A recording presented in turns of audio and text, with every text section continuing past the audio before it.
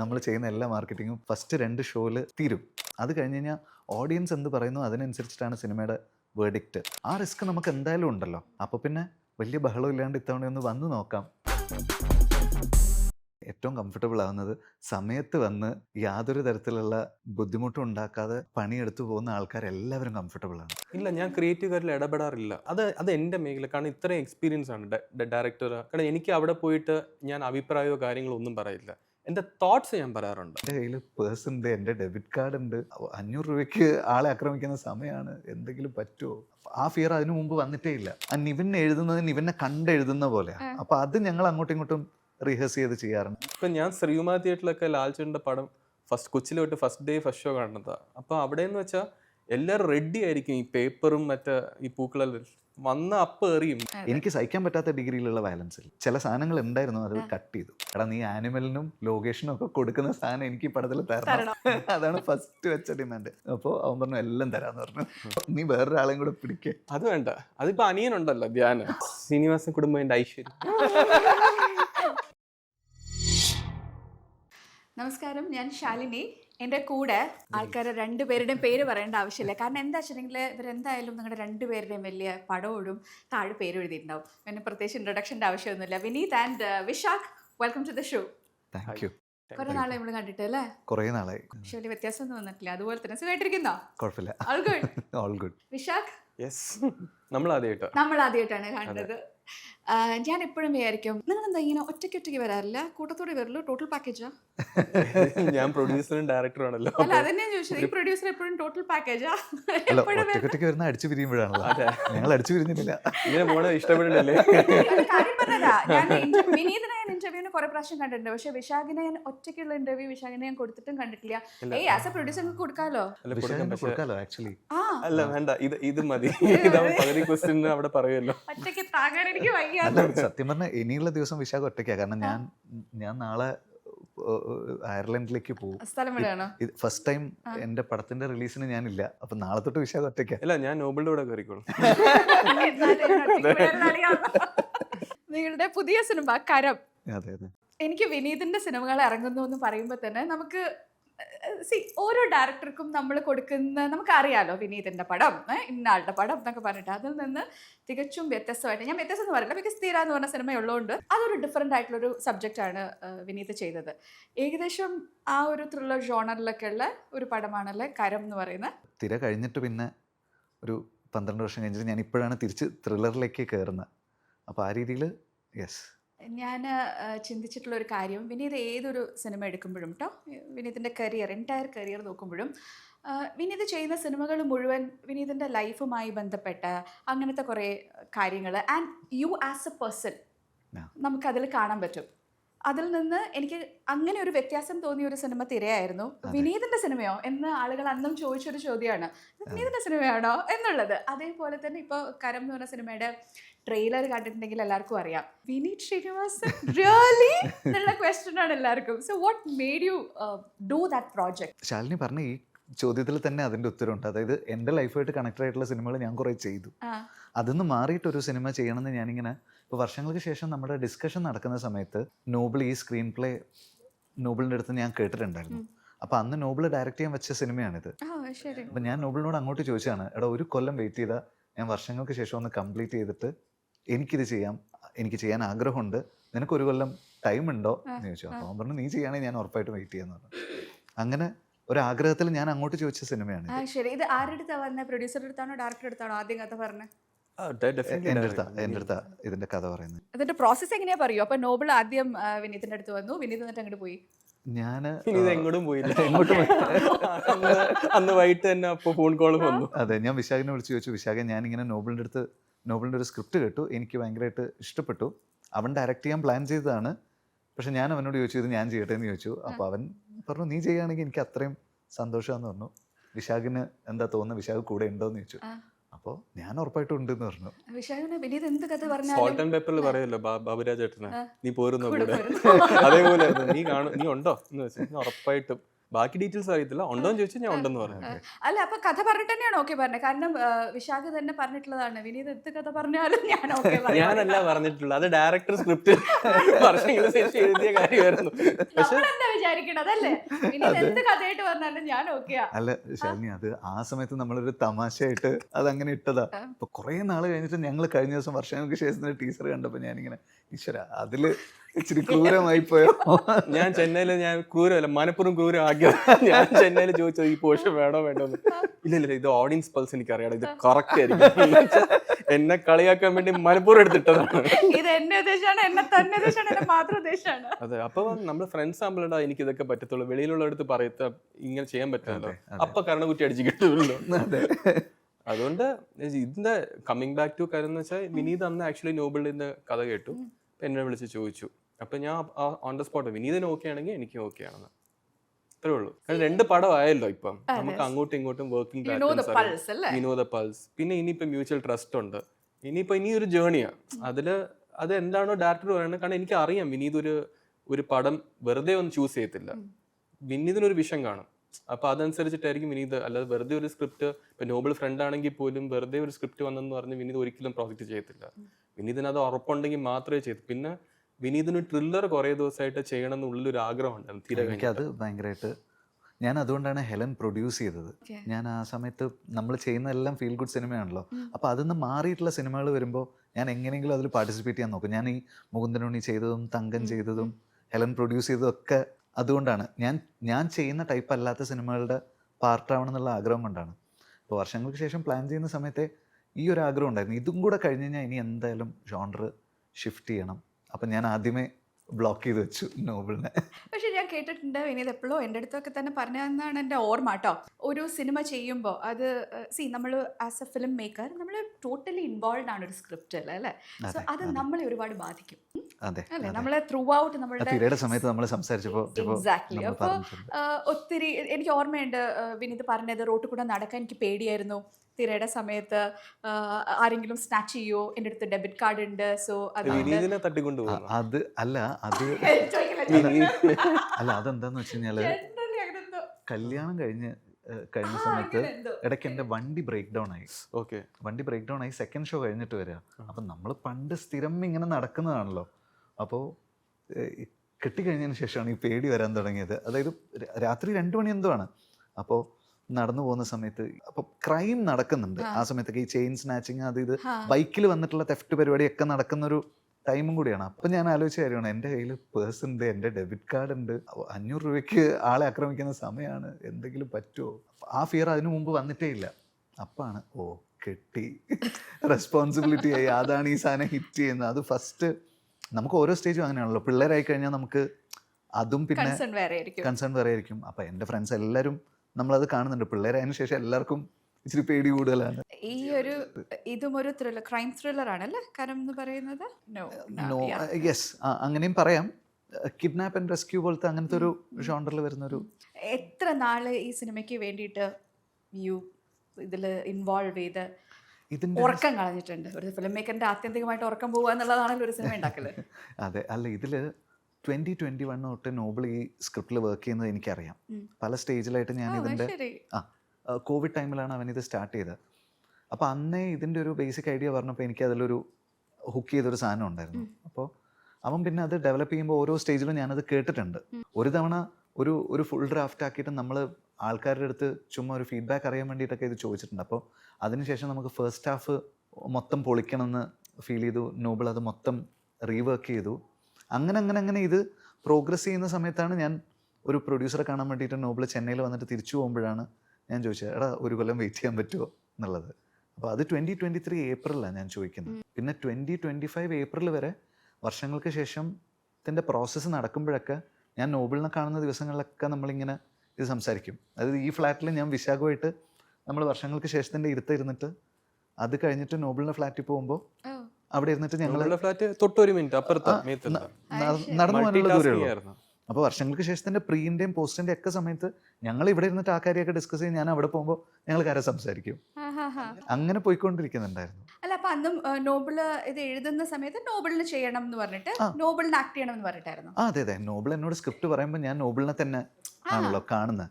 അപ്പോൾ അത് അങ്ങനെ തന്നെയാണ് ഞാൻ കേട്ടിട്ടുള്ളത്. ദേവ് മഹേന്ദ്രനെ പോലെ തന്നെ അവൻ സംസാരിച്ചിട്ടാണ്, ആ ക്യാരക്ടറിന്റെ പേര് അതാണ്. ഓ അത് ശരി. എന്താ പേര്? ദേവ് മഹേന്ദ്രൻ. ദേവ് മഹേന്ദ്രൻ. ദേവ് എന്ന് അതിൽ എഴുതി കാണിക്കുന്നുണ്ട്. അതെ അതെ. അപ്പോൾ ദേവിന്റെ ക്യാരക്ടർ ദേവ് പറഞ്ഞിട്ട് തന്നെ കേൾക്കുന്ന പോലെയാണ് ഞാനത് കേട്ടിട്ടുള്ളത്.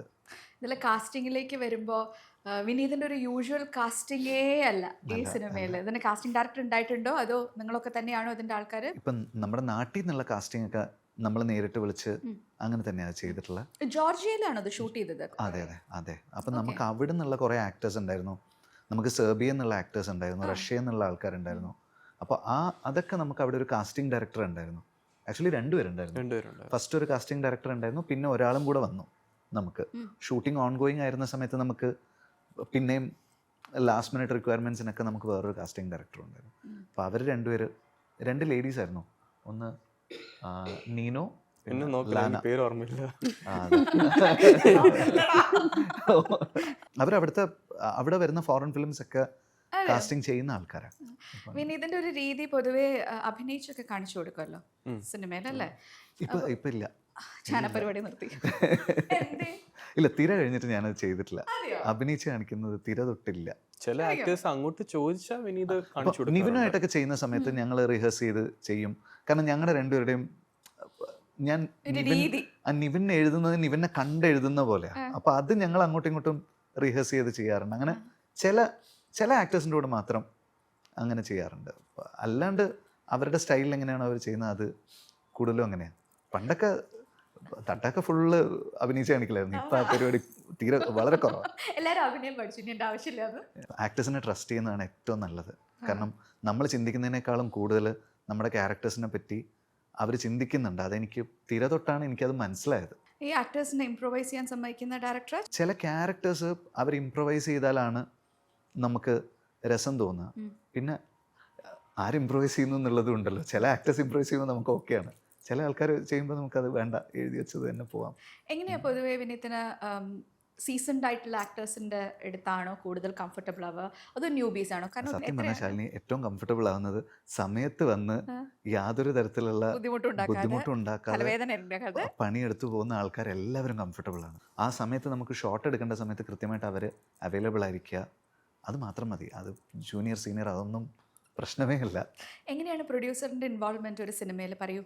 എന്റെ ഇൻവോൾവ്മെന്റ് ഞാനല്ലല്ലോ പറയണ്ടേ, ഡയറക്ടറിലെ പറയണം ഞാൻ എത്രത്തോളം ഇൻവോൾവ് ചെയ്യാറുണ്ട്. അല്ല ഞാൻ തന്നെ പറയാം. Visakh actually on set full time ഉണ്ടാവുന്ന ഒരാളാണ്, എല്ലാ പ്രോസസ്സിലും ഇൻവോൾവ് ചെയ്യുന്ന ഒരാളാണ്. ഞങ്ങൾ ആക്ച്വലി അങ്ങനെ ഇപ്പം 3 പടമായല്ലോ, ഞങ്ങൾക്ക് എല്ലാ ഫേസിലും ഇപ്പോൾ പ്രീ പ്രൊഡക്ഷനിൽ ആരൊക്കെ എന്തൊക്കെ ജോലി ചെയ്യണമെന്ന് ഞങ്ങൾക്ക് കൃത്യമായിട്ട് അങ്ങനെ ഒരു പ്ലാൻ ഉണ്ട്. ഇപ്പോൾ പോസ്റ്റിൻ്റെ സമയത്ത് പറയുകയാണെങ്കിൽ സൗണ്ട് ഡിസൈൻ, ബാക്ക്ഗ്രൗണ്ട് സ്കോർ, അങ്ങനത്തെ പരിപാടികൾ ഞാൻ നോക്കും. ബാക്കി മാർക്കറ്റിംഗ്, പോസ്റ്റേഴ്സ്, അങ്ങനത്തെ കാര്യങ്ങൾ വിശാഖ് നോക്കും. CGI നോബിൾ നോക്കും. അങ്ങനെ ഞങ്ങൾ ഡിവൈഡ് ചെയ്തിട്ടാണ് ഞങ്ങൾ വർക്ക് ചെയ്യുന്നത്. അപ്പം ഞങ്ങൾക്ക് എല്ലാ സാധനത്തിനും സെപ്പറേറ്റ് വാട്സാപ്പ് ഗ്രൂപ്പ്സ് ഉണ്ട്. ഞാനും നോബിളും ഞങ്ങളുടെ ക്രിയേറ്റീവ് ഡയറക്ടർ ഉണ്ട് ഷാറൂഖ്, ഞങ്ങൾ മാത്രമുള്ളൊരു വാട്സാപ്പ് ഗ്രൂപ്പ് ഉണ്ട്. അവിടെ ഞങ്ങളുടെ ഡിസ്കഷൻ മാത്രമേ നടക്കുള്ളൂ. ഞാനും വിശാഖും തമ്മിലുള്ള ഡിസ്കഷനിൽ വേറെ ആരും ഇല്ല. അങ്ങനെ ഡെഡിക്കേറ്റ് ചെയ്തിട്ട് നമുക്ക് അങ്ങനത്തെ ഒരു പ്രോസസ്സ് നമ്മൾ ഫിഗർ ഔട്ട് ചെയ്തു. അപ്പോൾ വിശാഖ് എല്ലാത്തിലും ഇൻവോൾവ് ആണ്. ഇപ്പോൾ ഒരു പോസ്റ്റർ അവർ ചെയ്ത് കഴിഞ്ഞാലും ഞാൻ ഫസ്റ്റ് അത് ചെക്ക് ചെയ്യുന്ന വിശാഖ. ഇല്ല അങ്ങനെയല്ല, ഇവിടെ പെട്ടെന്ന് ഓക്കെ അടിക്കും. ഞാൻ ഇപ്പം ഒന്നും കൂടെ ക്രോസ് ചെക്ക് ചെയ്യും. വിനീത് ഇത് കണ്ടായിരുന്നോ, ഈ സംഭവം ഇവിടെ ഉണ്ട്, ഇതപ്പം ഞാൻ ഒരിക്കലും വിനീതിന്റെ അടുത്ത് ഓവർടേക്ക് ഞാൻ എല്ലാം ചോദിക്കത്തേ ഉള്ളൂ. ഈ ഫോൺ പ്ലേസ്മെന്റ്സിന്റെ കാര്യം, അങ്ങനത്തെ ചില സാധനത്തിലൊക്കെ വിശാഖിന്റെ ഒരു ഐ കുറച്ചും കൂടെ അടിപൊളിയാണ്. ഇപ്പം ഹെലൻ നമ്മൾ ചെയ്യുന്ന സമയത്ത് വിശാഖ് അത് ഡിസ്ട്രിബ്യൂട്ട് ചെയ്ത്, അപ്പം ഞങ്ങൾ പോസ്റ്റേഴ്സ് ഇങ്ങനെ കാണിച്ചപ്പോൾ ഹെലൻ്റെ മലയാളം ഫോണ്ടും ഉണ്ടായിരുന്നു, ഇംഗ്ലീഷ് ഫോണ്ടും ഉണ്ടായിരുന്നു. അപ്പോൾ വിശാഖാണ് അന്നൊരു ഡിസിഷൻ എടുത്തത്, ഇതെന്തായാലും നിങ്ങൾക്ക് എ സെൻറ്റേഴ്സ് ഓഡിയൻസ് ആണ് നിങ്ങളുടെ പ്രൈമറി ഓഡിയൻസ്, നിങ്ങളും അങ്ങനെയാണ് ടാർഗറ്റ് ചെയ്യുന്നത്. അപ്പോൾ ഇതിന് മലയാളം ഫോണ്ടിൻ്റെ ആവശ്യമില്ലല്ലോ, ഇത് ഇംഗ്ലീഷ് ഫോണ്ടിൽ തന്നെ ചെയ്തൂടെ. അപ്പോൾ ഒരു ഇംഗ്ലീഷ് പടം വരുന്ന പോലെ വരട്ടെ. അപ്പോൾ വിശാഖ് ആ ആംഗിളിൽ ചിന്തിക്കുന്ന ഒരാളാണ്. അപ്പോൾ ആ ഏരിയ എപ്പോഴും വിശാഖാണ് അതിൽ കോൾ എടുക്കുക. സോ ഒരു ക്രിയേറ്റീവ് ഇൻപുട്ടും കൂടി പ്രൊഡ്യൂസറിന്റെ ഭാഗത്തുണ്ട്. പൊതുവെ ഫൈനാൻഷ്യലി ഉള്ള കാര്യങ്ങൾ മാത്രം നോക്കുന്ന പ്രൊഡ്യൂസറെ നമ്മൾ കണ്ട് പരിചയിച്ചിരിക്കുന്നത് അല്ലേ? എനിക്ക് വിനീത് ഒരു സ്പേസ് തന്നിട്ടുണ്ട്. അപ്പം ഞാൻ ഒരിക്കലും ആ സ്പേസിൻ്റെ അങ്ങോട്ട് പോകത്തില്ല. ചിലത് എനിക്ക് തോന്നിയാൽ ഞാൻ ഓപ്പൺ ആയിട്ട് എനിക്ക് സംസാരിക്കാൻ പറ്റും വിനീതായിട്ട്. ഷൂട്ട് സമയത്തില്ല, ഷൂട്ട് കഴിഞ്ഞ് റൂമിൽ വന്ന സമയത്ത് ഒറ്റയ്ക്ക് ഇരിക്കുന്ന സമയം വേറെ ആരുടെ മുമ്പിനെ ഡിസ്കസ് ചെയ്യാറില്ല. ഇതിങ്ങനെ ശരിയാണോ, ഇത് തെറ്റാണോ, ഇതിങ്ങനെ ഓക്കെ ആണോ എന്നല്ല. എനിക്ക് തോന്നുന്ന കാര്യങ്ങൾ ഭയങ്കര ഓപ്പൺ ആയിട്ട് ചോദിക്കാൻ പറ്റും. പലയിടത്തും അങ്ങനെ നമുക്ക് സംസാരിക്കാൻ പറ്റില്ല. പക്ഷെ വിനീത് അത് ചെയ്യും, ചോദിക്കാൻ പറ്റും. അപ്പൊ വിനീത് ചില കാര്യങ്ങൾ അത് ആലോചിച്ചിട്ട് ചിലപ്പോൾ ഷൂട്ട് കഴിഞ്ഞിട്ടായിരിക്കും, എടാ ഞാനത് ഓർത്ത് കേട്ടോ, ഞാനത് എങ്ങനെ ചെയ്തു. അപ്പൊ അത് കേൾക്കുമ്പോൾ ഓക്കെ, നമുക്ക് ഹാപ്പി. ഓക്കെ, നമ്മൾ ചോദിച്ചു, അത് വിനീതിന് ഓക്കെ ആണോ. ഞാൻ ഇങ്ങനെ പറയാറുള്ളൂ, വിനീത് ഇങ്ങനെ ഒരു സാധനം ഉണ്ട്, ഇത് ഓക്കെ ആണോ അല്ലയോ. ബാക്കി ഡയറക്റ്റ് ഡിസിഷനാ, അത് വേണോ വേണ്ടേന്ന്. പക്ഷെ ഞാൻ അങ്ങനെ ചോദിക്കാറുണ്ട്. നിങ്ങൾ നല്ല ഫ്രണ്ട്സ് ആണ്, എന്നാൽ പോലും ഒരു സിനിമ ഒരു ക്രിയേറ്റീവ് കാര്യമാവുമ്പോൾ എന്തായാലും ഒരു ഡിസഗ്രിമെന്റ്സ് ഉണ്ടാവില്ലേ? ഇല്ല, ഞാൻ ക്രിയേറ്റീവ് കാര്യത്തിൽ ഇടപെടാറില്ല. ഒന്നും ചെയ്യാറില്ല. ഇല്ല, ഞാൻ വിനീത് അത് എൻ്റെ മേഖല. കാരണം ഇത്രയും എക്സ്പീരിയൻസ് ആണ് ഡയറക്ടർ. കാരണം എനിക്ക് അവിടെ പോയിട്ട് ഞാൻ അഭിപ്രായമോ കാര്യങ്ങളോ ഒന്നും പറയില്ല. എൻ്റെ തോട്ട്സ് ഞാൻ പറയാറുണ്ട് ചില സമയത്ത്. അതും എനിക്ക് വലുതായിട്ട് മറ്റേ ഫുൾ പടത്തിൻ്റെ അല്ല, 1-2 സ്ഥലത്ത് മാത്രം വിനീത് ഞാൻ ചോദിക്കും, ഇത് ഓക്കെ ആണോ, വിനീതിന് ഓക്കെ അല്ലേന്ന് ചോദിക്കും. എനിക്ക് വേറൊരാളുടെ കൈ വേറെ സ്ഥലത്ത് പോകുമ്പോൾ മനസ്സിൽ അപ്പം എനിക്ക് അടി, ഇത് വിനീതിന്റെ കൈ ആണോ പോയതില്ല എന്ന്. അപ്പൊ ഞാൻ ചോദിച്ചു, ഇത് കണ്ടായിരുന്നോ, ഇത് നീ കണ്ടായിരുന്നോ, ഇത് നിങ്ങൾ ഓക്കെ അടിച്ചതാണോ എന്ന് ചോദിക്കും. അപ്പം എടാ അപ്പൊ എനിക്ക് മനസ്സിലാവും ഈ കൈ അവിടെ കൂടെ പോയിട്ടില്ലെന്ന്. ആ കാര്യത്തിൽ ഞാൻ വിളിച്ച് ചോദിക്കാറുണ്ട്. അപ്പൊ വിശാഖിന്റെ ഒരു ഇതിന്ന് ഒരു നോട്ടത്തിനപ്പുറത്തേക്ക് അങ്ങനെ പോയിട്ടില്ല പൊതുവെ സിനിമയില്. ഇതിലിപ്പോ വിശാഖാണെങ്കിലും നോബിൾ ആണെങ്കിലും ഞാനാണെങ്കിലും ഞങ്ങളുടെ ഇടയിൽ ഈഗോ ഇല്ല ശാലിനി. അതാണല്ലോ കൂടുതൽ വേണ്ടത് അല്ലേ? ഞങ്ങളുടെ ഇടയിൽ ഒരു തരത്തിലുള്ള ഈഗോ ഇല്ല. അതായത് ഈ സാധനത്തിൽ ഞാനാണ് ഡിസിഷൻ എടുക്കുന്നതെന്നുള്ള പരിപാടി ഞങ്ങൾക്ക് 3 പേർക്ക് ഇടയിലില്ല. അത് സ്ക്രീൻ പ്ലേ വർക്ക് ചെയ്യുന്ന സമയത്ത് നോബിളിനാണെങ്കിലും അങ്ങനെയാണ്. ഇപ്പം ഞാൻ നോബിളിൻ്റെ അടുത്തൊരു കാര്യം പറയാമെന്ന് വെച്ചോ, അതാണ് കൂടുതൽ വർക്ക് ആവുന്നെങ്കിൽ അത് ഇമ്മീഡിയറ്റ്ലി അവൻ ആക്സെപ്റ്റ് ചെയ്യും. അവനാണ് പറയുന്നതെങ്കിൽ ഞാൻ ആക്സെപ്റ്റ് ചെയ്യും. ഞങ്ങൾ ഷൂട്ടിൻ്റെ തലേന്നും സ്ക്രിപ്റ്റ് ഇതിൽ കരത്തിൻ്റെ എസ്പെഷ്യലി ഷൂട്ടിൻ്റെ തലേന്ന് നടക്കാൻ നമുക്ക് സ്ക്രിപ്റ്റ് ഇംപ്രവൈസിങ് കുറേ നടന്നിട്ടുണ്ട്. അവിടെ നിന്നുള്ള ആക്ടേഴ്സ് വരുമ്പോൾ ചില ആക്ടേഴ്സ് നമ്മൾ വിചാരിക്കാണ്ട് ഭയങ്കര ഇൻട്രസ്റ്റിംഗ് ആയിട്ട് പെർഫോം ചെയ്യും. അപ്പം നമ്മൾ രാത്രി വന്ന് ഡിസ്കസ് ചെയ്യും, എടാ ഇയാൾ നന്നായിട്ട്, അവിടെ നിന്നുള്ള ആക്ടേഴ്സ് അല്ലേ, നമുക്കറിയില്ലോ ഇയാൾ നന്നായി ചെയ്യുന്നുണ്ട്, അപ്പം നമുക്ക് ഡയലോഗ്സ് ഒന്ന് അപ്പുറത്ത് വേറൊരാൾക്ക് വെച്ചത് ഇങ്ങോട്ട് ഷിഫ്റ്റ് ചെയ്താലോ, കാരണം ഇയാളാണത് ഹാൻഡിൽ ചെയ്യാൻ കുറച്ചും കൂടെ. അപ്പോൾ അങ്ങനെ ചില ആംഗിൾസ് തോന്നും. പിന്നെ വിശാഖ് ചില സമയത്ത് വന്നിട്ട് ചില ആക്ടേഴ്സ് നന്നായി പെർഫോം ചെയ്യുന്ന സമയത്ത് ഇങ്ങനെ എൻ്റെ അടുത്ത് പറയും, മറ്റേ സീനിൽ, ഇനി വരാൻ പോകുന്ന സീനിൽ അയാളെ എന്തെങ്കിലും രീതിയിൽ ഇൻവോൾവ് ചെയ്യിക്കാൻ പറ്റുമോ, ഭയങ്കര പ്രസൻസ് ഉണ്ട്, ഒരു സീഡ് ഇട്ടിട്ട് പോകും. അപ്പം നമ്മൾ ആലോചിക്കുമല്ലോ. പിന്നെ ഞാനും നോബിളും ഡിസ്കസ് ചെയ്യും. അപ്പം നമുക്ക് അങ്ങനത്തെ പോയിന്റേഴ്സ് കിട്ടും. വിശാഖ് എപ്പോഴും സെറ്റിൽ ഉണ്ടാവും? ഞാൻ ഫുൾ ടൈം സെറ്റിൽ. എൻ്റെ എല്ലാ പടവും ഞാൻ full time, pre production time ആണെങ്കിലും ഷൂട്ടും പിന്നെ ഇതേപോലെ പോസ്റ്റ് പ്രൊഡക്ഷൻ ടൈം നമുക്ക് ആവശ്യമുള്ള സമയത്തൊക്കെ ഞാൻ ഫുള്ളി ഇൻവോൾവ് ആ പ്രോസസ്സിൽ. ഞാൻ 1 at a ടൈം ഒരു പ്രോജക്റ്റ് ചെയ്യാറുള്ളൂ. Right till the release time ഉണ്ട്, റിലീസ് കഴിഞ്ഞിട്ടും ഉണ്ട് പ്രൊമോഷന്. ഇതില് കേരള ബ്ലാസ്റ്റേഴ്സിന്റെ കോച്ചിനെ ഇൻക്ലൂഡ് ചെയ്യാനുള്ള ഒരു തീരുമാനം ആരുടെ ആയിരുന്നു? ആശാനെ? അത് നമുക്ക് ലക്കടിച്ചാണ്. ആരുടെ തോട്ടായിരുന്നു അത്? അത് നോബിളിൻ്റെ ബ്രദറാണ് നമ്മുടെ അടുത്ത് സജസ്റ്റ് ചെയ്യുന്നത്. നമ്മളിങ്ങനെ ഒരാളെ നോക്കുന്നുണ്ടെന്ന് പറഞ്ഞപ്പോൾ ആശാൻ്റെ കാര്യം, നിഖിൽ നോബിളിൻ്റെ ബ്രദർ, അവനാണ് നമ്മുടെ അടുത്ത് പറയുന്നത്. അപ്പം നമ്മൾ അപ്രോച്ച് ചെയ്ത് നോക്കിയപ്പോൾ ആശാനാണെങ്കിൽ കേരളം എന്ന് പറഞ്ഞു കഴിഞ്ഞാൽ ജീവനാണ്.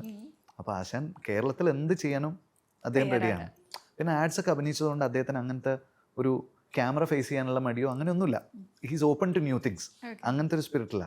ഓഡിഷൻ ചെയ്ത് നോക്കുമ്പോൾ നമുക്ക് പക്കയായിട്ടുള്ള ആൾ. അപ്പം ഞങ്ങൾ അങ്ങനെ എന്താ പറയുക, ഏറ്റവും പോസിറ്റീവായിട്ടുള്ള മനുഷ്യനാണ് ഞാൻ കണ്ട ആൾക്കാരിൽ one of the most positive people. ഞങ്ങളൊക്കെ രാത്രി ഒരുമാതിരി വെടികൊണ്ട അവസ്ഥയിലാണ് തിരിച്ച് ഷൂട്ട് കഴിഞ്ഞിട്ട് വരാം. അത്രയും സ്ട്രെയിൻ ആയിരുന്നു ജോർജിയയിൽ. എത്ര ദിവസം ഉണ്ടായിരുന്നു ഷൂട്ട് ടോട്ടൽ?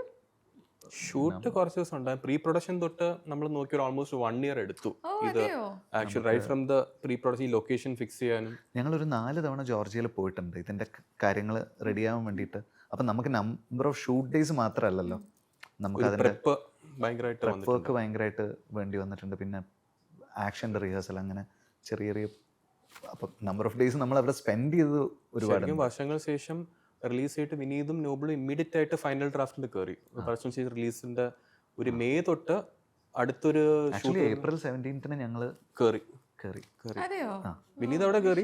ഞാൻ എൻ്റെ വർഷങ്ങൾക്ക് ശേഷത്തിന്റെ മാർക്കറ്റിംഗ് OTT ആയിട്ട് ഞാനൊരു ഓഗസ്റ്റ് വരെ ഇവിടെ ഇരുന്നു. ഇതിൽ കുറച്ച് ഈസി ആയിട്ട് വന്നെന്ന് വെച്ചാൽ നോബിളും വിനീതും കൂടെയാണ് ഇതിനകത്ത് ഫൈനലായിട്ട് ഒരു ഫൈനൽ സ്റ്റേജ് വരെ ഇവർ സ്ക്രിപ്റ്റിലിരുന്നു, ലൊക്കേഷൻസ് കുറേ കാണാൻ പോയി. പിന്നെ കുറച്ചുകൂടെ ഈസിയർ ആയിരുന്നു നമുക്ക്. ആക്ച്വലി ഒരു 1 year ഓഫ് പ്രോപ്പർ വർക്ക് ഉണ്ടായിരുന്നു. നോർമലി ആസ് എ പ്രൊഡ്യൂസർ എങ്ങനെയാണ് വിശാഖ ഒരു പ്രോജക്റ്റ് ഓക്കെ ഇതിൽ ഞാൻ ഇൻവെസ്റ്റ് ചെയ്യാൻ പോവാണ് എന്നൊരു തീരുമാനം എടുക്കുന്ന ഒരു വിനീത് ഏത് കഥ പറഞ്ഞാലും ഞാൻ ഇൻവെസ്റ്റ് ചെയ്യും. അല്ല അത് കേൾക്കുന്നവർ വിചാരിക്കട്ടെ എന്താ വിനീതിന്റെ മാത്രമേ ചെയ്യുള്ളൂ വേറെ ചെയ്യില്ല?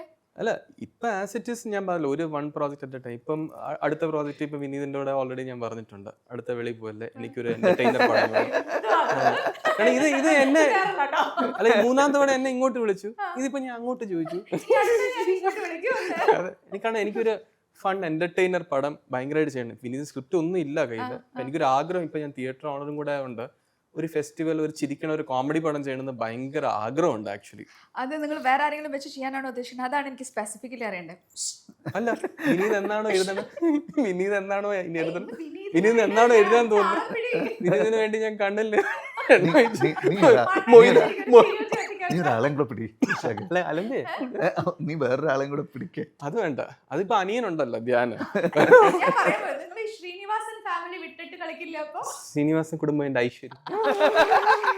ഒരു ബോർഡ് എഴുതി വെച്ചിട്ടുണ്ട്. അതുകൊണ്ട് തന്നെ വിനീത് ഇത്തരത്തിലുള്ളൊരു സിനിമ ചെയ്യുമ്പോൾ അപ്പോൾ അതിൻ്റെ ആക്ഷൻ സീക്വൻസ് കാണുമ്പോൾ അതിൻ്റെ കളർ ഗ്രേഡിങ്, അതിൻ്റെ ഒരു മൊത്തത്തിലുള്ളൊരു mood and tone entirely different ആണ്. ഇറ്റ്സ് നോട്ട് ഭയങ്കര അൺയൂഷ്വൽ ആണ് വിനീതിൻ്റെ ഒരു രീതിക്ക്. അപ്പോൾ ഇത്രയും വർഷങ്ങൾക്ക് ശേഷം തീരെ അങ്ങനെ ഒരു സിനിമയായിരുന്നു, എന്നാൽ പോലും കുറേ വർഷങ്ങൾക്ക് ശേഷം നമ്മൾ അങ്ങനെ ഒരു പ്രോജക്റ്റിലോട്ട് അപ്രോച്ച് ചെയ്യുമ്പോൾ മനുഷ്യന്മാരല്ലേ ചെറിയൊരു ടെൻഷനൊക്കെ ഉണ്ടാവില്ലേ?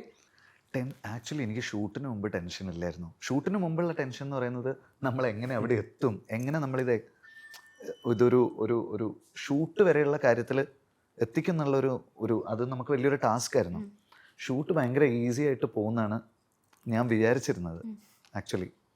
പക്ഷേ ഷൂട്ടായിരുന്നു ഇതിനേക്കാൾ ഏറ്റവും ടഫായിരുന്നു, ടഫസ്റ്റ് ആയിരുന്നു. ഞാൻ ഇതുവരെയുള്ള എൻ്റെ എല്ലാ സിനിമകളും ഭയങ്കര എൻജോയ് ചെയ്ത് ഷൂട്ട് ചെയ്ത സിനിമകളാണ്. ഇത് ഓരോ ദിവസവും നമുക്ക് ഭയങ്കര സ്ട്രെയിൻ ആയിരുന്നു, ടയറിംഗ് എന്ന് വെച്ച് കഴിഞ്ഞാൽ നമ്മൾ ഫേസ് ചെയ്ത ചാലഞ്ചസ് അതിന് മാത്രം ഡിഫിക്കൽട്ടായിരുന്നു ശരിക്ക്.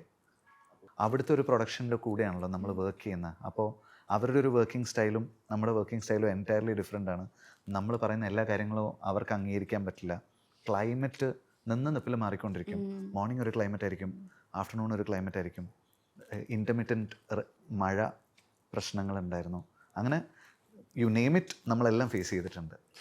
ഇതിൽ ഇത്രയും ആക്ഷൻ സീക്വൻസും കാര്യങ്ങളുള്ളതുകൊണ്ട് തന്നെ സ്റ്റോറി ബോർഡ് വെച്ചിട്ടാണോ ചെയ്തത്, അതോ സെറ്റിൽ വന്നിട്ടുള്ള ഒരു സ്റ്റോറി ബോർഡൊക്കെ ചെയ്തു അതൊരു സൈഡിലോട്ട് മാറ്റി? പിന്നെ ഇത് ഭയങ്കര ആക്ഷൻ ഫിലിം അല്ല, ഇതിൽ ത്രില്ലറാണ്. ഇതിൽ അവിടെ ഇവിടെയും ഇച്ചിരി ആക്ഷൻ ഉണ്ടെന്നേ ഉള്ളൂ.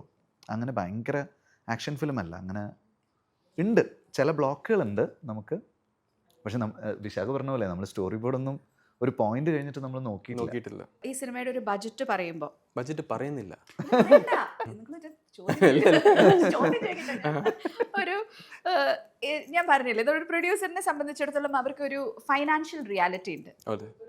ആ റിയാലിറ്റിയിൽ നിന്നുകൊണ്ട് ഒരു ക്വാളിറ്റി ഉള്ള ഒരു പടം എടുക്കുക എന്ന് പറയുന്നതാണ് ഏറ്റവും വലിയ ചാലഞ്ചിങ് ആയിട്ടുള്ള കാര്യങ്ങൾ. ഇപ്പോൾ നമ്മൾ റീസെൻ്റ്ലി ഇറങ്ങിയ സിനിമകളുടെ ഒരു ക്വാളിറ്റിയെക്കുറിച്ച് ആളുകൾ സംസാരിക്കുമ്പോൾ അതിൻ്റെ ബഡ്ജറ്റ് ഇത്രയും ഉണ്ടായിരുന്നുള്ളൂ എന്ന് ചോദിക്കുന്നിടത്താണ് ആസ് എ ഫിലിം മേക്കർ ആൾ വിജയിക്കുന്നത്, അല്ലേ? അവർക്ക് കുറേ പൈസ ചിലവാക്കി ഞാനൊരു പ്രോഡക്റ്റ് ഉണ്ടാക്കിയെന്നതിനേക്കാളും. സോ അതിനെ എങ്ങനെയാണ് ബാലൻസ് ചെയ്യുന്നത് as a producer and as A film maker? കുറേ നമുക്ക് പിടിക്കാൻ പറ്റും. നമ്മളിപ്പോൾ ഒരു എക്സാമ്പിൾ ഇന്ത്യയിൽ ഒരു പടം ഷൂട്ട് ചെയ്യുകയാണെങ്കിൽ കുറേ ഏരിയാസ് നമുക്ക് പിടിക്കാൻ പറ്റും. ഇപ്പം ഞാനും വിനീതും കൂടെ കഴിഞ്ഞ 2 പടങ്ങൾ ഇതേപോലെ ചെയ്തിട്ടുണ്ട്. പക്ഷെ നമ്മൾ ഇവിടെ നിന്ന് ഇന്ത്യയിൽ നിന്ന് വെളിയിൽ ഒരു സ്ഥലത്ത് ഷൂട്ട് ചെയ്യുമ്പോൾ അവിടുത്തെ ഒരു പ്രൊഡക്ഷൻ ഹൗസാണ് തീരുമാനിക്കുന്നത് എത്രയാണ് ബഡ്ജറ്റ് എന്ന്, ഞങ്ങളുടെ കയ്യിലേ അല്ല. ഇപ്പം നമുക്ക് ഫോഴ്സേ കുറേ ഇപ്പം രാവിലത്തെ ഷൂട്ട് ഇപ്പം 8 to 8 കഴിഞ്ഞാൽ ഒരു 12 മണിക്കൂർ കഴിഞ്ഞാൽ ഓവർ ടൈം പിന്നെ ഇതുണ്ട്. ഇപ്പം നമ്മുടെ എക്സിക്യൂട്ടീവ് പ്രൊഡ്യൂസർ ഉണ്ട് ശ്രാവണ്, എന്നെ നമ്മൾ ഏറ്റവും കൂടുതൽ രാത്രി കേൾക്കണം ചേട്ടാ ഓവർ സ്ലീപ്പ് ഓവർ ടൈം. അപ്പോൾ ഈ 2 അർത്ഥങ്ങൾ എന്താണെന്ന് ഞങ്ങൾക്ക് ആദ്യമൊന്നും മനസ്സിലായില്ല. കാരണം 12 മണിക്കൂർ അവർ ജോലി ചെയ്ത് കഴിഞ്ഞാൽ പിന്നെ അടുത്ത ദിവസം പിന്നെ അടുത്തൊരു 12 മണിക്കൂർ കഴിഞ്ഞിട്ട് അവർ ജോലി ചെയ്യാൻ വരത്തുള്ളൂ. അങ്ങനെ കുറേ ടാസ്കും കാര്യങ്ങളൊക്കെ ഉണ്ടായിരുന്നു. പിന്നെ ഡെഫിനറ്റ്ലി വിനീത് ആദ്യം എന്നെ വിളിച്ച് പറഞ്ഞപ്പോൾ ഈ പ്രോജക്റ്റ് നമുക്ക് ഫുൾ ഇൻവെസ്റ്റ്മെൻറ്റ് ഇതിൻ്റെ പടത്തിൻ്റെ ക്വാളിറ്റിയിൽ വേണം പ്രോജക്റ്റ്. കാരണം ടെക്നീഷ്യൻസ് ആണെങ്കിലും പടത്തിൻ്റെ ഒരു കോംപ്രമൈസ് ചെയ്യാൻ പറ്റില്ല, നീ പേടിക്കേണ്ട ഞാനുണ്ട്. അപ്പം ഞാനുണ്ടെന്ന് വെച്ചാൽ ഞാൻ എല്ലാത്തിലുണ്ട്, പ്രൊഡ്യൂസറായിട്ടും കൂടെ ഉണ്ടെന്ന് പറഞ്ഞു. അപ്പോൾ അത് വലിയ ധൈര്യം തന്നെയാണ്. കാരണം വിനീത് ഇപ്പം ഡയറക്ടറിനെ കുറിച്ച് നിങ്ങൾക്കെല്ലാം അറിയാം, പ്രൊഡ്യൂസറുടെ ഒരു സ്റ്റൈലുണ്ട്. അതായത് ഇന്ന സമയത്ത് വിനീത എനിക്ക് ഇന്ന ഒരു ഹെൽപ്പ് വേണം, പൈസ വെച്ചാൽ 1 മണിക്കൂർ മുമ്പ് പൈസ വന്നിരിക്കും. അത്രയ്ക്കുള്ള പ്രോൺ പ്രൊഡ്യൂസറാണ്. അതുകൊണ്ട് ഞാൻ ഒരു കാര്യം തീരുമാനിച്ചു, വെളിയിൽ ഇനി വേറൊരു കോ പ്രൊഡ്യൂസർ വേണ്ട. ഡയറക്ടർ, കോ പ്രൊഡ്യൂസർ എല്ലാം ആയിട്ടുണ്ട്. ഞാൻ അത് ചോദിക്കാൻ പോയിരുന്നു. ഇപ്പോൾ സിനിമയിലൊരു ട്രെൻഡിൽ നമ്മൾ പ്രൊഡ്യൂസേഴ്സിനോട് ചോദിക്കുകയാണെങ്കിൽ അവരുടെ മറ്റൊരു ടെൻഷൻ എന്ന് പറയുന്നത് ഇൻവെസ്റ്റേഴ്സിൻ്റെ ഭാഗത്ത് നിന്നുണ്ടാവുന്ന ഒരു ടെൻഷൻ ഉണ്ടാവും. ഒരു സിനിമ ഉണ്ടാക്കുമ്പോഴും അതിൻ്റെ പോസ്റ്റ് പ്രൊഡക്ഷൻ്റെ സമയത്തും ഈവൻ സിനിമ ഇറങ്ങുമ്പോഴും അത് കഴിഞ്ഞിട്ടും ഉണ്ടാവുന്ന ഒരു ഫൈനാൻഷ്യൽ ടെൻഷൻ ഉണ്ട്. How do you manage that? ഇതെല്ലാം നമുക്ക് സിനിമയെ തന്നതാണ്. ഇപ്പം കഴിഞ്ഞ 3 പടം ഞാൻ ചെയ്തില്ല, ലവ് ആക്ഷൻ ഡ്രാമ, ഹൃദയം, വാസന. ഓരോ പടത്തിന്റെ ലാഭം നമ്മൾ ആക്ച്വലി അടുത്ത പടത്തിൽ ഇട്ടുകൊണ്ടിരിക്കുക. ഇപ്പം ഇത് നോക്കിയാൽ ഹൃദയം വർഷങ്ങൾക്ക് ശേഷം ചെയ്തത് ഞാനും വിനീതും ഞങ്ങൾ ഫുള്ളായിട്ട് കരുത്തിൽ ഇട്ടിട്ടുണ്ട്. പിന്നെ ഞങ്ങളെ സപ്പോർട്ട് ചെയ്യാൻ വേണ്ടി ഞങ്ങളുടെ ഫ്രണ്ട്സും ഉണ്ട്. അപ്പം ഞങ്ങൾക്കൊരു ബിലീഫ് ഉണ്ടായിരുന്നു. അതുകൊണ്ട് അതിൻ്റെ ആ ബിലീഫിന് വേണ്ടി നമ്മൾ പടത്തിൽ ഇട്ടിരിക്കുക. ബാക്കി ഇനിയിപ്പോൾ വിനീത് പറഞ്ഞ പോലെ നമുക്ക് എന്തായാലും ഒരു ജേർണിയിൽ ഇവർ ഒരു പടം കഴിഞ്ഞ് നിർത്തണില്ലല്ലോ, നമ്മൾ കുറേ പടങ്ങൾ ചെയ്യാനുണ്ടല്ലോ. മലയാള സിനിമയുടെ ഇപ്പോഴത്തെ ഒരു ട്രെൻഡെന്ന് ഞാൻ പറയില്ല, എന്നാൽ പോലും മേക്കിങ്ങിൻ്റെ ഒരു ക്വാളിറ്റി അതെല്ലാ വർഷവും മാറിക്കൊണ്ടേയിരിക്കുകയാണ്. അതിൻ്റെ ക്വാളിറ്റി കൂടി എല്ലാവരും സംസാരിച്ചു തുടങ്ങി മലയാള സിനിമയെക്കുറിച്ച്. സോ ആ ക്വാളിറ്റി കോംപ്രമൈസ് ചെയ്യാത്ത രീതിയിലുള്ളൊരു സിനിമയായിട്ട് തന്നെയാണ് അതിൻ്റെ ട്രെയിലർ കണ്ടപ്പോൾ എനിക്ക് തോന്നിയത്. കാരണം ആ ക്വാളിറ്റി അതേപോലെ വേണം, ആ ക്വാളിറ്റിയിൽ തന്നെ എടുക്കണം എന്നൊക്കെ വിചാരിച്ച് ആ ക്വാളിറ്റിയിൽ തന്നെ എടുക്കാൻ പറ്റിയിട്ടുണ്ടോ? ഞങ്ങൾ മാക്സിമം ട്രൈ ചെയ്തിട്ടുണ്ട് ഷാലിനി. ഞങ്ങളുടെ ആംസ് സ്ട്രെച്ച് ചെയ്യാൻ പറ്റുന്ന അത്രയും ഞങ്ങൾ സ്ട്രെച്ച് ചെയ്തിട്ടുണ്ട്. അതായത് ഇപ്പോൾ വിശാഖിൻ്റെ 2 ഫ്രണ്ട്സും ഇതിനകത്ത് ഇൻവെസ്റ്റ് ചെയ്തിട്ടുണ്ട്. രജിൻ, പാർവതി, എൻ്റെ ഒരു കൂട്ടുകാരൻ ഇൻവെസ്റ്റ് ചെയ്തിട്ടുണ്ട്. ഇതിനകത്ത് ഫൈനാൻസേഴ്സിൻ്റെ പൈസ ഇല്ല. നമ്മുടെ ഫ്രണ്ട്സിൻ്റെ കാശും പിന്നെ വിശാഖിന് ഉള്ള ഒരു ഗുഡ് വില്ലിൻ്റെ പുറത്ത് ഉള്ളതും അങ്ങനെ മാത്രമേ ഉള്ളൂ. അതുകൊണ്ട് ആ ഒരു തീരുമാനം നമ്മൾ എടുക്കാൻ കാര്യം എന്ന് വെച്ച് കഴിഞ്ഞാൽ, നമ്മൾ വിചാരിക്കുന്ന സമയത്ത് നമുക്കിത് റിലീസ് ചെയ്താൽ മതി. ഒരു വലിയൊരു ഒരു പലിശയുടെ ഓവർലോഡ് വന്ന് ആ പ്രഷറിൽ നമുക്ക് ഈ സിനിമ ചെയ്യേണ്ട എന്നുള്ളൊരു ഡിസിഷൻ നമ്മളെടുത്തത് ഭയങ്കര നന്നായിരുന്നു എന്ന് നമുക്ക് ഫീൽ ചെയ്തിട്ടുണ്ട്. അപ്പോൾ ഇപ്പോൾ സ്റ്റാർസ് എല്ലാം ഇല്ലാത്തതുകൊണ്ട് നമുക്ക് നേരത്തെ അറിയാം. ചിലപ്പോൾ OTT ഒക്കെ തിയേറ്റർ റിലീസ് കഴിഞ്ഞിട്ടായിരിക്കും അവരെടുക്കണം. ഇപ്പം നമ്മുടെ നിന്നല്ല, ഇപ്പം എല്ലാ പടങ്ങളും അങ്ങനെയാണ്. അവരിപ്പോൾ ഒരു സിനിമയുടെ കോണ്ടന്റ് കാണും, പിന്നെ അവർ ബോക്സ് ഓഫീസ് നമ്പേഴ്സ് നോക്കിയിട്ടായിരിക്കും അവർ പടം എടുക്കുന്നത്. അപ്പം പിന്നെ നമ്മുടെ ഒരു പ്രീവിയസ് ഹിസ്റ്ററി ഉണ്ട്. ഞാൻ വിനീതം ചെയ്ത പടങ്ങൾ ഞങ്ങൾ അസോസിയേറ്റ് ചെയ്ത ആൾക്കാരുണ്ടല്ലോ, അവർക്കെല്ലാം പടം പ്രോഫിറ്റ് ആയിട്ടേ ഉള്ളൂ. ഇപ്പോൾ ഫാസ്റ്റാണ് നമ്മൾ ഓവർസീസ് ഡിസ്ട്രിബ്യൂട്ടേഴ്സ്. അപ്പോൾ അവരെല്ലാം കൂടെ സപ്പോർട്ട് ചെയ്യുന്നതുകൊണ്ടാണ് ഞങ്ങൾക്ക് റിലീസ് ചെയ്യാൻ പറ്റുന്നത്. ഒരു ഗുഡ് വില്ല് ഉള്ളത് കൊണ്ടാണ്, അങ്ങനെ സപ്പോർട്ട് ചെയ്യുന്ന ആൾക്കാർ ഉള്ളതുകൊണ്ടും കൂടിയിട്ടാണ് നമുക്കിത്. അപ്പോൾ എന്താണെന്ന് വെച്ച് കഴിഞ്ഞാൽ, നമുക്ക് എന്തൊക്കെ ചെയ്യാൻ പറ്റുമോ നമ്മളത് ചെയ്യാൻ ശ്രമിച്ചിട്ടുണ്ട്. ബാക്കി ആൾക്കാർ കണ്ടിട്ട് പറയണം എന്താവുന്നുള്ളത്. എന്തുകൊണ്ടാണ് ഇതൊരു സോഫ്റ്റ് ലോഞ്ച് പോലെ ആക്കിയത് സിനിമ? സാധാരണ വിനീതിന്റെ സിനിമകളൊന്നും അങ്ങനെയല്ല. ഒരു വിനീത് സിനിമ ഇറക്കുന്നു എന്നുള്ളത് എല്ലാവർക്കും അറിയാം. ഇത് സോഫ്റ്റ് ആക്കാൻ പറയും, ഞാൻ ഓക്കെ ഇതാണ് സോഫ്റ്റ് എന്ന് പറയും. പിന്നെ ഇന്റർവ്യൂസ് കഴിയുമ്പോഴും നീ ഇത്രയും ലൗഡ് ആക്കിയോ? തിയേറ്റർ നമ്പേഴ്സ് എടുക്കുമ്പോഴും ലിമിറ്റഡ് ആയിട്ട് എടുക്കാൻ പറയും. അപ്പൊ ഞാനായിരിക്കും തിയേറ്റർ നമ്പർ കൂട്ടണം. പക്ഷെ ഇത് രണ്ടുപേരും ഞങ്ങൾ ആ ഫസ്റ്റേ പറഞ്ഞു, ഇല്ല നമുക്കിപ്പം ഇതിന്റെ ബഡ്ജറ്റോ കാര്യങ്ങളോ ഒന്നും എടുത്തില്ല. നമ്മുടെ ഫസ്റ്റ് വിഷ്വൽ വരുമ്പോൾ ആൾക്കാർ കാണുന്ന ട്രെയിലർ ആയിരിക്കണം, ഒരു ന്യൂസ് പോലും വരരുത്, അങ്ങനെ തന്നെ. അപ്പോൾ അങ്ങനെ വരട്ടെ പടം. നമ്മൾ എന്തൊക്കെ ചെയ്താലും ആദ്യത്തെ 2 ഷോനൊക്കെ ഉള്ളൂ. അത് നമ്മൾ ചെയ്യുന്ന എല്ലാ മാർക്കറ്റിങ്ങും ഫസ്റ്റ് 2 ഷോയിൽ തീരും. അത് കഴിഞ്ഞ് കഴിഞ്ഞാൽ ഓഡിയൻസ് എന്ത് പറയുന്നു അതിനനുസരിച്ചിട്ടാണ് സിനിമയുടെ വേർഡിക്റ്റ്. ആ റിസ്ക് നമുക്ക് എന്തായാലും ഉണ്ടല്ലോ. അപ്പോൾ പിന്നെ വലിയ ബഹളം ഇല്ലാണ്ട് ഇത്തവണ ഒന്ന് വന്ന് നോക്കാം. പിന്നെ ഇത് ത്രില്ലർ ആയതുകൊണ്ട് നമുക്ക് ഒരുപാട് കാര്യങ്ങൾ സിനിമയെ പറ്റിയിട്ട് സംസാരിക്കാനും പറ്റില്ല. സിനിമയുടെ കഥയോ സിനിമയുടെ ഡീറ്റെയിലോ ഒന്നും നമുക്ക് പറയാൻ പറ്റില്ല. എന്നാലും ഈ സിനിമയിൽ ഇതുപോലൊരു സബ്ജക്റ്റ് വന്നപ്പോൾ ഇതിൽ CGക്ക് അത്യാവശ്യം പിന്നെ ഉണ്ടോ? ഇല്ല, എല്ലാം അത്യാവശ്യമായിട്ടുണ്ട്, ഇതിലൊന്നും കുറച്ചിട്ടില്ല. ഇപ്പോൾ അത്തരത്തിലൊരു ക്വാളിറ്റി മേക്കിംഗ് ഉദ്ദേശിക്കുന്നുണ്ടെങ്കിൽ തീർച്ചയായിട്ടും ഇതിൽ CG ചെയ്യുന്ന ആളുകൾ എന്തായാലും ഓൺ ബോർഡ് ആദ്യം വന്നിട്ടുണ്ടാവും, നിങ്ങൾ ഡിസ്കസ് ചെയ്തിട്ടുണ്ടാവും അല്ലേ? അപ്പോൾ നിങ്ങളുടെ ഒരു പ്രതീക്ഷ എന്തായിരുന്നു? അവരുടെ ഡിസഗ്രിമെന്റ്സ് എന്തായിരുന്നു? ഇത് വിനീത് ഇങ്ങനെ വേണമെന്ന് പറയുന്നു, അവർ ഇങ്ങനെ പറ്റില്ല എന്ന് പറയുന്നു, അങ്ങനെയുള്ള കൺഫ്യൂഷൻസ് ഒക്കെ ഉണ്ടായിട്ടുണ്ടോ? ഇല്ല, നമുക്ക് കുറച്ച് ബാക്ക് ആൻഡ് ഫോർത്ത് ഉണ്ടായിരുന്നു. പിന്നെ മൈൻഡ് സ്റ്റെയിൻ ആണ് ഇത് ചെയ്തത്. മൈൻഡ് സ്റ്റെയിനുമായിട്ട് നമ്മൾ മുമ്പും വർക്ക് ചെയ്തിട്ടുണ്ട്. അപ്പോൾ ആ ഒരു വർക്ക് റിലേഷൻഷിപ്പ് ഉണ്ട്. കുറച്ച് ടൈം എടുത്തു ചില സാധനങ്ങൾ നമുക്ക് ഫിഗർ ഔട്ട് ചെയ്യാൻ.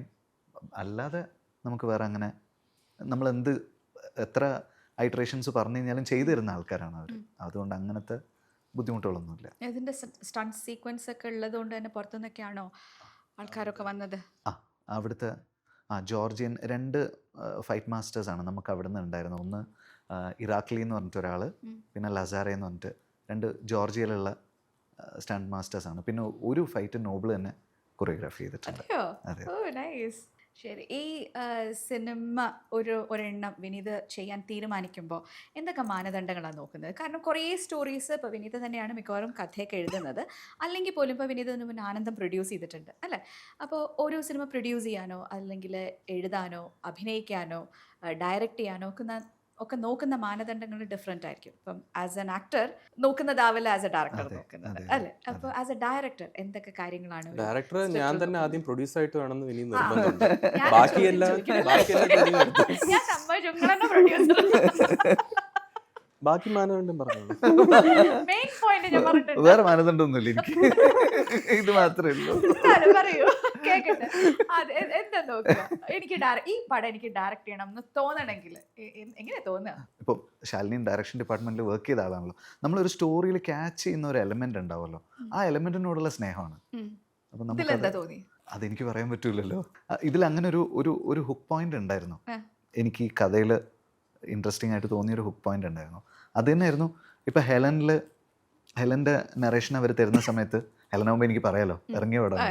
അപ്പോൾ അതിൽ ആ ഫ്രീസറിൽ ആ പെൺകുട്ടി പെട്ടുപോകുന്നൊരു സിറ്റുവേഷൻ ഉണ്ടല്ലോ. ആ ഫസ്റ്റ് ഹാഫ് ഇവർ പറഞ്ഞുകൊണ്ടിരിക്കുമ്പോൾ ഇതിനകത്ത് ഇവളായിപ്പോന്നു എന്ന് പറയുന്ന പോയിന്റിലാണ് ഞാൻ ആ പടത്തിലേക്ക് ഇന്നായത്. അതിൻ്റെ ഫസ്റ്റ് ഹാഫ് നോബിളും മാത്തും ആൽഫ്രഡും അവർ 3 പേരും കൂടിയിട്ടാണ് പറയുന്നത്. അപ്പോൾ എൻ്റെ ഒപ്പീനിയൻ അറിയാൻ വേണ്ടിയിട്ടാണ് അന്ന് അവർ ഈ സ്ക്രിപ്റ്റ് എൻ്റെ അടുത്ത് നറേറ്റ് ചെയ്യുന്നത്. ഫസ്റ്റ് ഹാഫ് കഴിഞ്ഞ ഉടനെ ഞാൻ അവരോട് ചോദിച്ചു, ഇത് ഞാൻ പ്രൊഡ്യൂസ് ചെയ്തോട്ടെ എന്ന്. ഞാൻ അങ്ങോട്ട് ചോദിച്ചതാണ്. അത് കഴിഞ്ഞിട്ട് ഞാൻ നോബിളിനോട് അങ്ങോട്ട് ചോദിക്കുന്നത് കരമാണ്. ഈ പേര് ആദ്യമേ ഇട്ടതാണോ അതോ അതിന് ശേഷമാണോ? എങ്ങനെയാ പൊതുവെ? നോബിൾ ഇട്ട പേരാണ്. ആണോ? അങ്ങനെ ഇട്ടിട്ട് തന്നെയാണോ വന്നത്? ദൈവത്തിന്റെ കരം. കരം, അവസാനം ദൈവത്തിന്റെ കരം. അതെ അതെ അതെ. അത് ആ ഒരു റെൻസെ ബോഗ, അതിന്റെ മീനിങ് ട്രാൻസ്ലേഷൻ ആണ് അത്. വിനീതിന്റെ ഒരു ടേസ്റ്റ് ഓഫ് സിനിമ പൊതുവെ എങ്ങനെയാണ്? അങ്ങനെ ചോദിച്ചാൽ, ബിക്കോസ് നിങ്ങൾ പൊതുവെ എല്ലാവരും തന്നെ ഫ്രണ്ട്സ് ആണ്, നിങ്ങൾ ചെയ്യുന്ന സിനിമകളും ഫ്രണ്ട്ഷിപ്പ് ബേസിസ് ആണ്. പുറത്തു നിന്ന് ഒരാൾക്ക് എൻട്രി ഇതുവരെ ഞാൻ കണ്ടിട്ടുമില്ല. മുമ്പുണ്ടായിട്ടുണ്ട്, എന്നാൽ റീസെൻ്റ്ലി ഉള്ള സിനിമകളിലൊക്കെ. അപ്പോൾ സിമിലർ ടേസ്റ്റ് ഉള്ള ആളുകളാണോ അതോ നിങ്ങൾക്ക് ഓരോരുത്തരുടെയും ജോണേഴ്സ് ഡിഫറെൻ്റ് ആണോ സിനിമകൾ കാണുന്നതിൻ്റെ? പുറത്തുനിന്ന് ഇഷ്ടംപോലെ ആൾക്കാർ വരുന്നുണ്ട് നമ്മുടെ കൂടെ, ഇഷ്ടംപോലെ ആളുകളുണ്ട്. ഇപ്പോൾ ഈ സിനിമയിൽ തന്നെ ഇതിൽ ലീഡ് ഹീറോയിൻസ് ആയിട്ട് വർക്ക് ചെയ്തിട്ടുള്ള 2 പേരും ഫസ്റ്റ് ടൈം ആണ്. അപ്പോൾ രേഷ്മ ഇതിലുണ്ടായിരുന്നു. വർഷങ്ങൾക്ക് ശേഷത്തിൽ ഒരു ചെറിയൊരു റോളിലുണ്ടായിരുന്നു. അപ്പോൾ രേഷ്മ ഇതിൽ ലീഡായിട്ട് വന്നു. ഓഡ്രി ആയിട്ട് ഞാൻ വർക്ക് ചെയ്യുന്നത് ഫസ്റ്റ് ടൈമാണ്. പിന്നെ അവിടെ നിന്നുള്ള ആക്ടേഴ്സ് ഒരുപാട് പേര്, ആശാനെ ലോഞ്ച് ചെയ്തു. ആശാൻ, എത്ര പേര് പുതിയ ആൾക്കാരുണ്ട്. അപ്പോൾ അതുണ്ട് എല്ലാ സിനിമയിലും അങ്ങനത്തെ ഒരു സംഗതി ഉണ്ട്. ചോദ്യം എന്തായിരുന്നു ഞാൻ മറന്നുപോയി. ഞാൻ വേറെ ഒഴിക്ക് പോയല്ലേ. ഞാൻ ചോദിച്ചത് നിങ്ങളുടെ 3 പേരും ഒരു ടേസ്റ്റ് എങ്ങനെയാണ് സിനിമയിലുള്ള? ഇല്ല, നമുക്ക് ഇഷ്ടമുള്ള സിനിമകളെല്ലാം കുറെ കോമൺ ഇതുണ്ട്. ഇപ്പൊ ദിൽചാത്തെ വിനീതിന് ഒരു ഇരിക്കുന്ന സമയത്ത് കാണാൻ ഇഷ്ടം. എനിക്കും അത് വൺ ഓഫ് മൈ ഫേവറേറ്റ് ഫിലിംസാ. Feel good films, Zindagi Milega Dobara. നമ്മുടെ ഒരു ഐഡൽ ടൈമിൽ കംഫർട്ട് ചെയ്യുന്ന സിനിമകൾ കാണാനാണ് എനിക്ക് ഏറ്റവും കൂടുതൽ ഇഷ്ടം. ബാക്കിയെന്ന് വെച്ച് കഴിഞ്ഞാൽ ഒരു മൂഡ് ഉണ്ടാവുമല്ലോ. ചില സമയത്ത് നമുക്ക് ഭയങ്കര, എൻ്റെ ലൈഫിലൊരു ടൈം ഉണ്ടായിരുന്നു ഞാൻ ആക്ഷൻ ഫിലിംസ് മാത്രം കണ്ടുകൊണ്ടിരുന്ന ഒരു സമയം ഉണ്ടായിരുന്നു. മറ്റേ ജെയ്സൺ സ്റ്റേത്തം, മറ്റേ death proof, crank, death race, അങ്ങനത്തെ സിനിമകളുണ്ടല്ലോ, അത് മാത്രം കണ്ടുകൊണ്ടിരുന്ന ഒരു സമയമുണ്ട്. അത് ഒരു ഫേസ് ഉണ്ടാവുമല്ലോ. പാട്ടിലൊക്കെ നമുക്ക് അങ്ങനെ ഉണ്ടല്ലോ, ഒരു ഫേസിൽ നമ്മൾ ഒരു ടൈപ്പ് പാട്ടുകൾ തന്നെ കേട്ടോണ്ടിരിക്കുമല്ലോ. അല്ലാണ്ട് നല്ലതാന്ന് ആരെങ്കിലും പറഞ്ഞു കഴിഞ്ഞാൽ പോയി കാണും. പക്ഷെ ഇപ്പോൾ കൂടുതലും വയലൻ്റ് ആയിട്ടുള്ള ഭയങ്കര ഹാർഡ് കോർ വയലൻസ് ഉള്ള സിനിമകൾ ഞാൻ കാണുന്നത് കുറവാണ്. പക്ഷേ ഈ സിനിമയിലും ഉണ്ടല്ലോ അത്യാവശ്യം വയലൻസ് ഉണ്ട്. I was surprised to see വിനീതോ എന്നുള്ള ചോദ്യം വീണ്ടും ഇതിൽ സജസ്റ്റീവ് വയലൻസ് ഉണ്ട്, എക്സ്പ്ലിസിറ്റ് വയലൻസ് കുറവാണ്. ഉണ്ട്, ഇല്ല എന്നല്ല, പക്ഷേ ഒരു ഭയങ്കര ഓരോരുത്തർ വയലൻസിൻ്റെ മീറ്റർ ഓരോരുത്തർക്കും ഓരോന്നാണല്ലോ. എനിക്ക് സഹിക്കാൻ പറ്റാത്ത ഡിഗ്രിയിലുള്ള വയലൻസ് ഇല്ല സിനിമയിൽ. ചില സാധനങ്ങൾ ഉണ്ടായിരുന്നു, അത് കട്ട് ചെയ്തു. ആണോ? ഇത് ഓഡിയൻസിന് എത്രമാത്രം കണക്ട് ചെയ്യും എന്നൊക്കെ ചിന്തിച്ചിട്ടാണല്ലോ നമ്മളൊരു പ്രോജക്റ്റിലേക്ക് ഇന്നാവുന്നത് അല്ലേ? അപ്പോൾ ഇപ്പോഴത്തെ ഒരു ട്രെൻഡ് നോക്കുകയാണെങ്കിൽ വിനീത് ഈ ഒരു സിനിമ ഇപ്പോൾ റിലീസ് ചെയ്യാം, ഈ ഒരു സിനിമ മതി ഇപ്പോൾ എന്ന് തോന്നിയ ഒരു മൊമെന്റ്? അങ്ങനെ ഒരു മൊമെൻ്റായിട്ട് ഒരു കാര്യമുള്ളതെന്ന് വെച്ച് കഴിഞ്ഞാൽ, ഇപ്പം ഞാൻ തിര ചെയ്യുന്ന സമയത്ത് അതിനൊരു ഓഡിയൻസ് കുറവായിരുന്നു. തിയേറ്ററിലേക്ക് വരുന്ന ഓഡിയൻസിൻ്റെ കാര്യം തന്നെ ബിക്കോസ് ആ സമയത്ത് അങ്ങനെ ഒരു സിനിമ പ്രതീക്ഷിക്കുന്നുമില്ല. അതാ ഞാൻ ചോദിച്ചത്, അത് ഓഡിയൻസ് ആയിട്ട് കണക്ട് ചെയ്യാൻ ഇപ്പൊ പറ്റും എന്നിങ്ങനെ തോന്നല്. ഇപ്പം എനിക്ക് തോന്നുന്നു ആൾക്കാരുടെ എക്സ്പോഷർ ചേഞ്ച് ആയിട്ടുണ്ട്, ജനറേഷൻസ് മാറിയിട്ടുണ്ട്, അവരുടെ ടേസ്റ്റ് വ്യത്യാസമുണ്ട്. അപ്പോൾ അത് ഇപ്പോൾ കൂടുതൽ ഈ സിനിമയൊക്കെ ഫാമിലി കാണുമോയെന്ന് നമ്മൾ വിചാരിക്കുന്ന പോലത്തെ സിനിമകൾ ഫാമിലി അടക്കം ആൾക്കാർ വന്ന് കാണുന്നുണ്ട്. അപ്പോൾ എനിക്ക് ഈവൻ മുകുന്ദനുണ്ണി ഭയങ്കര സർപ്രൈസ് ആയിരുന്നു. മുകുന്ദനുണ്ണി ഫാമിലി ഓഡിയൻസ് അടക്കം വന്ന് ചിരിക്കുക എന്നൊക്കെ പറയുന്നത്, അതിന് ഡെഫിനറ്റ്ലി ക്രിറ്റിസിസം ഉണ്ടായിരുന്നു. പക്ഷേ ആ സിനിമയ്ക്കും തിയേറ്ററിൽ ആളുകൾ കയറുന്നുണ്ടല്ലോ. അപ്പോൾ അത് ഭയങ്കര സന്തോഷമുണ്ടായ ഒരു കാര്യമാണ്. ഒരു ജഡ്ജ്മെൻ്റ് ഇല്ലാണ്ട് ആ സിനിമ കണ്ട ആൾക്കാരും ഉണ്ട്. അപ്പോൾ പിന്നെ ഈ ഓഫ് ലൈറ്റ് വരുന്ന ത്രില്ലേഴ്സൊക്കെ നമുക്ക് നല്ല റിസപ്ഷൻ ഉണ്ടല്ലോ. ഓരോ ത്രില്ലർ വിജയിക്കുമ്പോഴും നമുക്ക് വലിയൊരു ആശ്വാസമാണ്, സമാധാനമാണ്. ഈ ഫിലിം ഇൻഡസ്ട്രി ഇവോൾവ് ചെയ്യുന്ന സ്റ്റേജസ് സത്യം പറഞ്ഞാൽ എവ്രി ഇയർ ഇവോൾവ് ചെയ്യുന്നുണ്ട് അല്ലേ?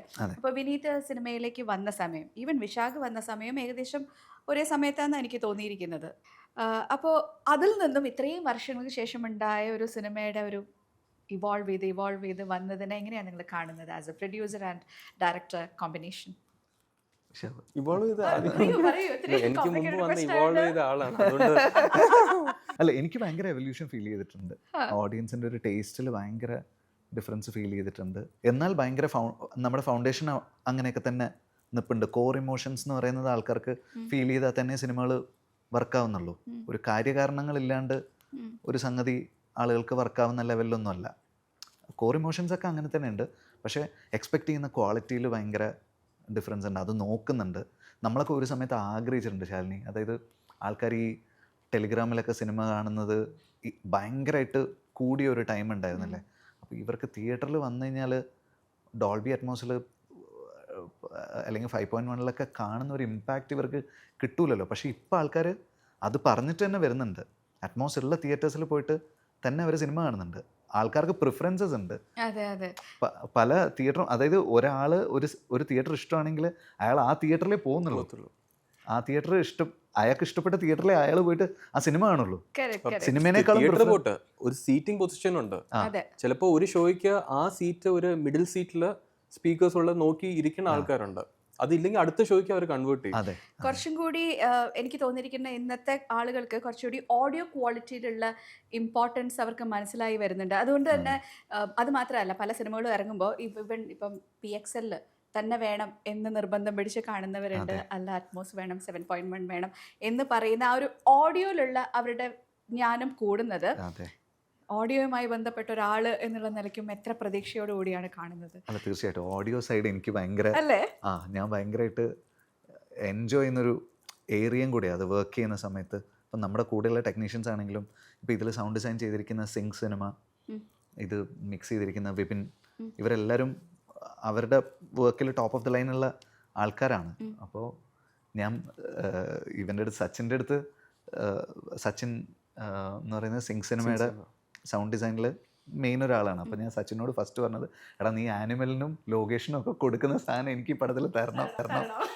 അതാണ് ഫസ്റ്റ് വെച്ച ഡിമാൻഡ്. ആ സിനിമകളൊക്കെ ചെയ്തിട്ടുള്ളത് അവനാണ്. അപ്പോൾ അവൻ പറഞ്ഞു എല്ലാം തരാമെന്ന് പറഞ്ഞു. പക്ഷേ ഇപ്പോഴും ഒരു തിയേറ്റർ ഓണറും കൂടി ആയതുകൊണ്ട് തന്നെ ചോദിക്കുന്നതാ, നമ്മൾ ഇത്ര ഭംഗിയായിട്ട് ഇത്രയും ഓഡിയോ ക്വാളിറ്റിയിലും ഇത്ര പിക്ചർ ക്വാളിറ്റിയിലും ഒക്കെ ഒരു പടം ചെയ്ത് അത് ഡൗൺ സൈസ് ചെയ്ത് തിയേറ്ററിലേക്ക് കൊടുക്കേണ്ട ഒരു അവസ്ഥ ഇപ്പോഴും ഉണ്ട് അല്ലേ? പലയിടത്തും ഇപ്പോഴും ഉണ്ട്. ഇപ്പം മിക്ക തിയേറ്റേഴ്സ് അപ്ഗ്രേഡ് ചെയ്തിട്ടുണ്ട്. ഇപ്പം നമ്മളൊരു 10-20 years ബാക്ക് നോക്കണേക്കാട്ടിൽ ഇപ്പം നോക്കിയാൽ മൾട്ടിപ്ലക്സ് സ്ക്രീൻസ് വന്നു. അപ്പം സിംഗിൾ സ്ക്രീൻസ് ആണെങ്കിലും അവരുടെ അനുസരിച്ച് അപ്ഡേറ്റ് ചെയ്യാൻ വേണ്ടി നോക്കിയിട്ടുണ്ട്. ഇപ്പോൾ 4K തിയേറ്റേഴ്സ് ഉണ്ട്. ഇപ്പം സൗണ്ട് ക്വാളിറ്റി പറഞ്ഞ പോലെ തന്നെ 4K തിയേറ്റേഴ്സ് ഉണ്ട്, 2K തിയേറ്റേഴ്സ് ഉണ്ട്. പണ്ട് മിക്കതും ഇപ്പം 2K തിയേറ്റേഴ്സ് പോലും ഇല്ലായിരുന്നു. ഇപ്പം 2K മാറി 4K വരെ എത്തിയിട്ടുണ്ട്. സോ ഡെഫിനറ്റ്ലി ഇപ്പം നേരത്തെ പറഞ്ഞ പോലെ ഒരാൾക്ക് ഒരു ഏരിയയിൽ ഒരു ഫേവറേറ്റ് തിയേറ്റർ കാണുമല്ലോ. ഇപ്പോൾ കൊച്ചിയിൽ ഓഡിയൻസ് ഡിമാൻഡ് ചെയ്യുന്നുണ്ടല്ലോ. മോശം തിയേറ്റർ ആണെങ്കിൽ, മോശം സൗണ്ട് ക്വാളിറ്റി ആണെങ്കിൽ ആ തിയേറ്ററിൽ ആൾക്കാർ അധികം പോകുന്നില്ല. ഇപ്പോൾ വിശാഖാണെങ്കിലും അങ്ങനെയുള്ള തിയേറ്റേഴ്സിൽ കഴിയുന്നത്രയും കൊടുക്കാണ്ടിരിക്കാൻ ഞാൻ പ്രിഫറൻസ് ഉള്ള തിയേറ്റർ ഉണ്ട്. ഞാൻ പിന്നെ പ്രിഫറൻസ് ഉള്ള പടങ്ങളുണ്ട്. ഇപ്പം നമ്മളിപ്പോൾ ഒരു ക്വാളിറ്റി പടം ഇപ്പോൾ എടുത്തുകൊണ്ട് അങ്ങനെ ഒരു മാസ് പടം വരുമ്പോൾ എന്താ ചെയ്യുന്നറിയോ, അവർ ബിഗ്ഗർ കപ്പാസിറ്റി തിയേറ്റർ ആയിരിക്കും നോക്കണം. ആ ബിഗ്ഗർ കപ്പാസിറ്റി അവർക്കൊരു ഫെസ്റ്റിവൽ പടമാണെങ്കിൽ അവർ എല്ലാവർക്കും അവർ എൻജോയ് ചെയ്യാൻ നോക്കും. അപ്പോൾ സ്മോളർ സ്ക്രീൻസ് അവൾ പ്രിഫർ ചെയ്യത്തില്ല. ഓരോ പടത്തിന് ഓഡിയൻസ് ടേസ്റ്റ് നോക്കിയിട്ടായിരിക്കും പോകണം. ഇപ്പൊ തമിഴ് പടമൊക്കെ ആണെങ്കിൽ ഞാൻ ഒരിക്കലും ചെറിയ സ്ക്രീനിൽ പോകത്തില്ല. എത്ര ഇതുണ്ടെങ്കിൽ ഞാൻ ഒരു വലിയ സ്ക്രീനിൽ പോയി അത് എൻജോയ് ചെയ്യാൻ നോക്കും. TXL സിംഗിൾ സ്ക്രീനിന്റെ വലിയ ഇപ്പം അപ്സര അല്ലെങ്കിൽ ഇവിടെ തന്നെ കൊച്ചിയിലെ തിയേറ്റേഴ്സ് എല്ലാം ഉണ്ടല്ലോ, വലിയ സ്ക്രീൻസിൽ ഇപ്പോഴും ആ ഒരു മാജിക് ഉണ്ട്. നമ്മുടെ ഒരു ഫേവറേറ്റ് സ്റ്റാർ വരുമ്പോൾ എറിയുടെ പേപ്പർ എന്ന് പറഞ്ഞിട്ട് മറ്റേ എടുത്ത് കാണുന്നതൊക്കെ അനുഭവമാണ്. ഇപ്പൊ ഞാൻ ശ്രീകുമാർ തിയേറ്ററിലൊക്കെ ലാൽച്ചന്റെ പടം കൊച്ചിയിൽ തൊട്ട് ഫസ്റ്റ് ഡേ ഫസ്റ്റ് ഷോ കാണുന്നതാ. അപ്പൊ അവിടെ എന്ന് വെച്ചാൽ എല്ലാവരും റെഡി ആയിരിക്കും, ഈ പേപ്പറും മറ്റേ ഈ പൂക്കളെല്ലാം വന്ന അപ്പം എറിയും, മറ്റേ വിസിലും പരിപാടിയല്ല. അപ്പൊ മാസ് പടങ്ങൾ എനിക്ക് ഇപ്പോഴും അവസരം കിട്ടിയ ഞാൻ ബിഗർ കപ്പാസിറ്റി തിയേറ്റേഴ്സിലേ പോകാറുള്ളൂ. ഒരു സിനിമയിൽ ഇപ്പൊ കുറെ നാളുകൾക്ക് ശേഷമാണ് ഷാൻ വീണ്ടും നിങ്ങളുടെ കൂടെ ബാക്ക് ടു ആക്ഷൻ ആയത്, ബാക്ക് ഇൻ ആക്ഷൻ. സോ ഈ സിനിമയിൽ ഒരു ഓഡിയോ ഉണ്ട്, അല്ലെങ്കിൽ ഷാന്റെ ഒരു കോൺട്രിബ്യൂഷനെ കുറിച്ച് പറയും. എന്തായിരുന്നു വിനീതിന്റെ demand? What kind of music did you want? ഇല്ല, അത് ഷാൻ്റെ അടുത്ത് പോകുമ്പോൾ എനിക്ക് എഗെയിൻ ഇതാണ്, അധികം കമ്മ്യൂണിക്കേഷൻ്റെ കാര്യം പോലും ഇല്ല. വർക്ക് അതിൻ്റെ വഴിക്ക് എനിക്ക് അത്രയും ട്രസ്റ്റ് ഉണ്ട്. അപ്പോൾ അവൻ എന്നെയും ട്രസ്റ്റ് ഉണ്ട്. ഞാനൊരു കാര്യം പറയുന്ന സമയത്ത് അവനും കേൾക്കും അത്. അപ്പോൾ ഇതിൻ്റെ കമ്പോസിങ് തുടങ്ങുന്നതിന് മുമ്പ്, സ്റ്റുഡിയോയിൽ കയറുന്നതിന് മുമ്പ് ഷാൻ ഇങ്ങനെ എൻ്റെ അടുത്ത് എടാ നമ്മൾ 7 കൊല്ലമായി ഒരുമിച്ച് വർക്ക് ചെയ്തിട്ട് എത്ര സമയം എടുക്കുമെന്ന് എനിക്ക് അറിയില്ല. റെഫറൻസ് ഉണ്ടായിരുന്നോ? ഇല്ല, നമ്മൾ ഒരു നമ്മുടെ റെഫറൻസ് തിരയായിരുന്നു. തിരയുടെ മേളിലായിരിക്കണം എന്നുള്ളതായിരുന്നു നമ്മൾ ആഗ്രഹിച്ചത്. അതായത് അതിൻ്റെ ഒരു അപ്ഗ്രേഡഡ് സൗണ്ടിങ്, അതിൻ്റെ ഒരു അപ്ഗ്രേഡഡ് സൗണ്ട് ട്രാക്ക്, ഇതായിരുന്നു നമ്മുടെ യാർഡ് സ്റ്റിക്ക്. അപ്പോൾ അപ്പോൾ സ്റ്റുഡിയോയിൽ കയറുന്നതിന് മുമ്പ് ഷാൻ ഇങ്ങനെ ജാമ്യം എടുത്തുകൊണ്ടിരിക്കുകയായിരുന്നു. അതായത് എത്ര സമയം എടുക്കുന്നത്. ഞാൻ പറഞ്ഞു കുഴപ്പമില്ലടാ നീ വാ എന്ന് പറഞ്ഞിട്ട് ഒന്നര മണിക്കൂറിൽ എനിക്ക് ആ പാട്ട് അവൻ തന്നു. അപ്പോൾ അത് നമ്മൾ ഒരുമിച്ച് ഉള്ള സമയത്ത് അവൻ്റെ ഒരു ഡ്രൈവ് അത് അന്നും ഇന്നും അതുപോലെ തന്നെ ഉണ്ട്. ഇപ്പോഴാണെങ്കിൽ ഷാനൊരു ബാൻഡ് ഉണ്ടല്ലോ, അപ്പോൾ ആ ബാൻഡ് മെമ്പേഴ്സ് എല്ലാവരും ഈ പ്രോസസ്സിൽ ഇൻവോൾവ് ആണ്. അപ്പോൾ ഇതിൽ പെർക്കഷൻസ് ഒക്കെ ഫുള്ള് ലൈവ് പെർക്കഷൻസ് ആണ്. ഈവൻ ഡ്രംസ് അടക്കം, ഡ്രംസ് ഞങ്ങൾ ജനറലി പ്രോഗ്രാം ചെയ്യുക അതിൻ്റെ ഒരു സൗണ്ടിങ് നീറ്റായിട്ട് കിട്ടാൻ വേണ്ടിയിട്ട്. പക്ഷേ അവൻ്റെ ഒരു ബാൻഡ് മെമ്പർ ഉണ്ട് നക്കീബ് എന്ന് പറഞ്ഞിട്ട്, അവൻ കറക്റ്റായിട്ട് വന്ന് മൈക്ക് ചെയ്ത് ആ സാധനം. അപ്പോൾ അത് ഷാൻ്റെ ഒരു വർക്ക് ശരിക്കും ഇതിൽ ഡിഫറെൻ്റ് ആയിട്ട് ആൾക്കാർക്ക് ഫീൽ ചെയ്യാൻ ചാൻസ് ഉണ്ട്. വിനീത് ഇരിക്കാറുണ്ടോ? ഞാൻ ഫുൾ ഇരിക്കും. എനിക്ക് ഭയങ്കര ഇഷ്ടമാണ് ആ പ്രോസസ്സ്. സൗണ്ട് ഡിസൈനിങ്ങിൽ ഇരിക്കുമോ? എനിക്കത് ഞാൻ കംപ്ലീറ്റ് ചെയ്തിട്ട് പോയി കാണുക ചെയ്യുക. അതെയോ? കാരണം ഞാൻ സച്ചിൻ്റെ അടുത്തൊരു കാര്യം പറഞ്ഞാൽ സച്ചിൻ അതിൻ്റെ ഒരു 3 മടങ്ങാണ് എനിക്ക് തിരിച്ചു തരിക എപ്പോഴും. ഞാൻ ഏറ്റവും ട്രസ്റ്റ് ചെയ്യുന്ന ടെക്നീഷ്യനാണ്. ഞാൻ ഇത്രയും വർഷം വർക്ക് ചെയ്തതിൽ ഏറ്റവും ട്രസ്റ്റ് ചെയ്യുന്ന ടെക്നീഷ്യൻസ് സച്ചിൻ, വിപിൻ, നമ്മുടെ മിക്സിംഗ് എഞ്ചിനീയറും പിന്നെ സൗണ്ട് ഡിസൈനറും. എല്ലാ സിനിമയിൽ നിന്നും ഒരു മെസ്സേജ് എന്ന് ഞാൻ ചോദിക്കുന്നില്ല, പക്ഷേ ഒരു ഇമോഷൻ ഏതൊരു സിനിമയ്ക്കും ഉണ്ടാവും. ഏതൊരു സിനിമ കഴിഞ്ഞ് പോകുമ്പോഴും ഒരു ഇമോഷൻ എടുത്തിട്ടാണ് ഒരു പ്രേക്ഷകൻ ഇറങ്ങിപ്പോകുന്നത് അല്ലേ? ഈ സിനിമയുടെ കരം എന്ന് പറഞ്ഞ സിനിമ കണ്ടിറങ്ങുന്ന പ്രേക്ഷകന് നിങ്ങൾ കൊടുക്കാൻ ആഗ്രഹിക്കുന്ന, അല്ലെങ്കിൽ അവരെടുത്തിട്ട് പോകുന്ന ഇമോഷൻ എന്തായിരിക്കും എന്നാണ് വിചാരിക്കുന്നത്? ഇതും എനിക്ക് പറയാൻ പറ്റില്ല, അത് സബ്ജക്റ്റ് റിലേറ്റഡ് ആയി പോകും. പക്ഷെ ഞങ്ങളൊരു ഇമോഷൻ ആഗ്രഹിക്കുന്നുണ്ട്. ആ ഇമോഷനോട് കൂടി തന്നെ ആൾക്കാർ തിയേറ്ററിൽ നിന്ന് ഇറങ്ങിയ നമ്മുടെ പേർപ്പസസ്, കരം എന്ന് പറയുന്ന സിനിമയുടെ പേർപ്പസസ്. ക്യാമറ ഓഫ് ചെയ്തിട്ട് എന്നോട് പറയോ? ഇല്ല, സിനിമ ഇതിന് പോവാൻ സമയമായി, ക്യാമറ എന്തായാലും ഓഫ് ചെയ്യണം. ഇപ്പോൾ ശരി, ഇതിന് പോവാൻ സമയമായതുകൊണ്ട് ക്യാമറ ഓഫ് ചെയ്യാണ്. Thank you so much. നിങ്ങളുടെ പടം ഗംഭീരാവട്ടെ. Thank you.